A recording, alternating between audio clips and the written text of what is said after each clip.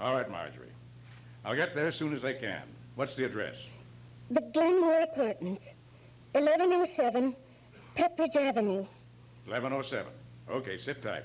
And don't let that black rose get away until I get there.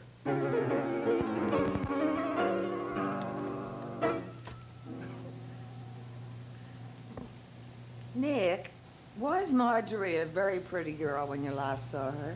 Oh, reasonably so, I imagine. Why? Just curious to know why she was in her boss's apartment at 10:30 in the evening. That's all. Patsy, you were at my home at 10:30 this evening. What a difference. I was in your office, not your living quarters, and I was working most of the time. Well, maybe Marjorie was working, too. In an evening dress? Oh, Patsy, what makes you think she was wearing an evening dress? Well, I bet she is. Well, let's wait till we see her. As I remember, she was... 11B, wasn't it, Nick? Yes, that's it. Oh, good.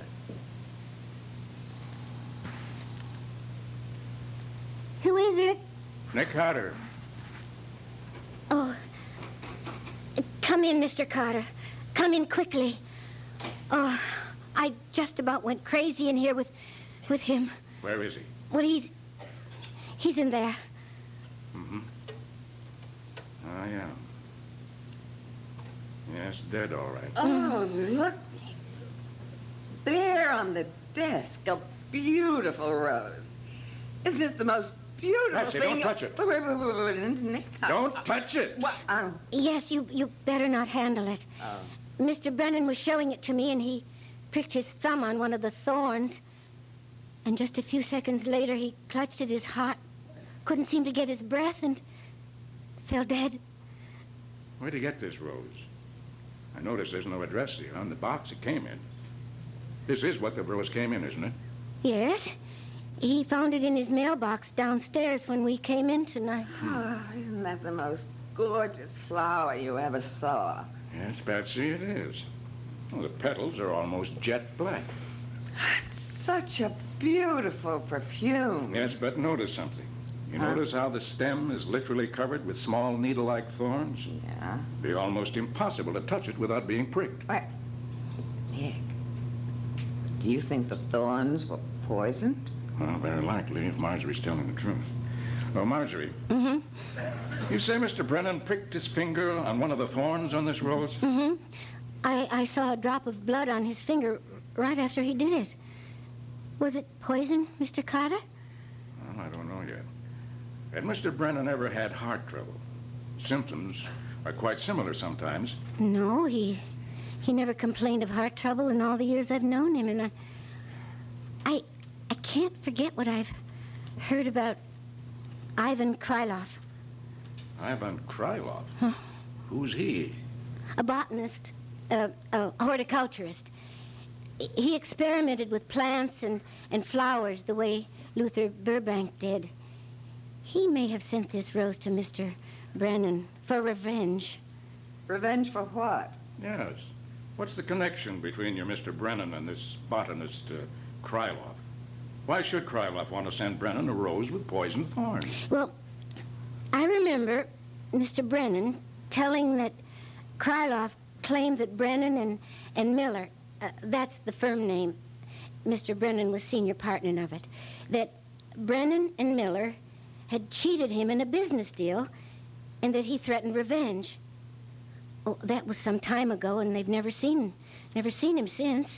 But about the last thing he was doing while he was in town was trying to develop a black rose. Uh-huh. So when Mr. Brennan got a black rose in a box tonight, he thought it was a warning of some kind from this Krylov. Yes. He was laughing about it until he pricked his finger. Marjorie, what were you doing here this evening? Well, this is one of my free nights. Your free nights? Well, I generally go to the nurse's aid, but tonight I was off. George, Mr. Brennan, asked me to come up here this evening to finish up some business. After all, was his secretary. You come here directly from the office? I see you're still dressed in a business suit. So I noticed. Go ahead and gloat. What's that? Oh, nothing, Marjorie. Marjorie, are you sure that you've told me everything you know? Of course, Mr. Carter. You don't think that... Have you called the police yet? The police? Oh, heavens, no. They might think I did it. Patsy, Uh-huh. call Riley. Tell him it looks like a case of murder. You betcha. You'll keep me out of this, won't you, Mr. Carter? Keep you out? How can I do that? You're in it up to your neck. But I had nothing to do with it. You were here alone with him. But I didn't...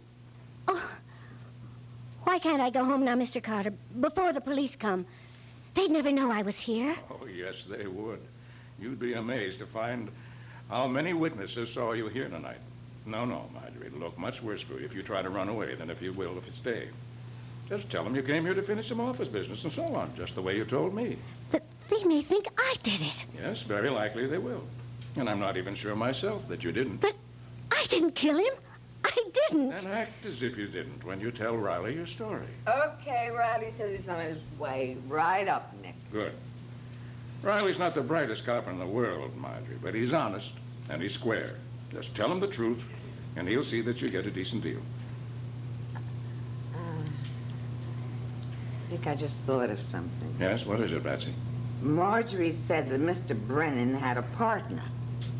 Yes, that's right. Yes, Alex Miller. A good boss and a swell fellow.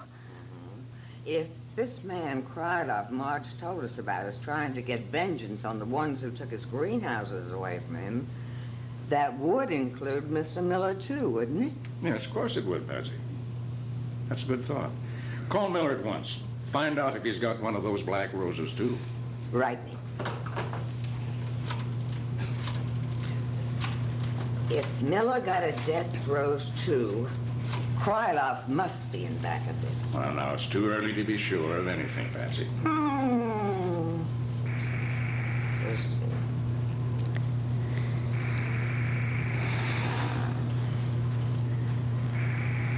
Seems to be no one at home at Mr. Miller's. Well, maybe Mr. Miller's has been poisoned, like Mr. Brennan. Yes, it's possible. And it's also possible he just hasn't got home yet. Patsy, get your hat. We got to get over to Miller's place immediately.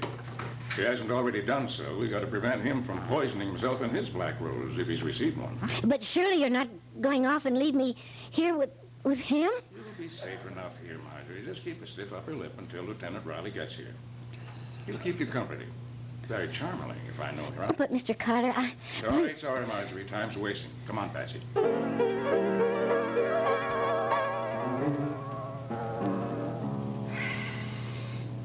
Gee whiz, I sure hope we're on time to keep Mr. Miller out of danger. Well, we're doing our best.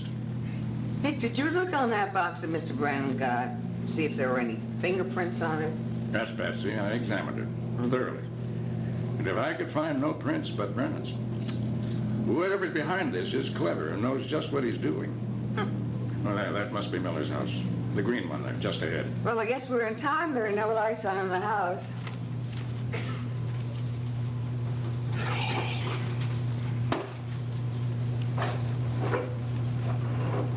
Nick, did you notice that woman we just passed? Yeah. And if I'm not mistaken, she came out of Miller's house, didn't she? It sure looks that way. However, I am sure she came down off his porch.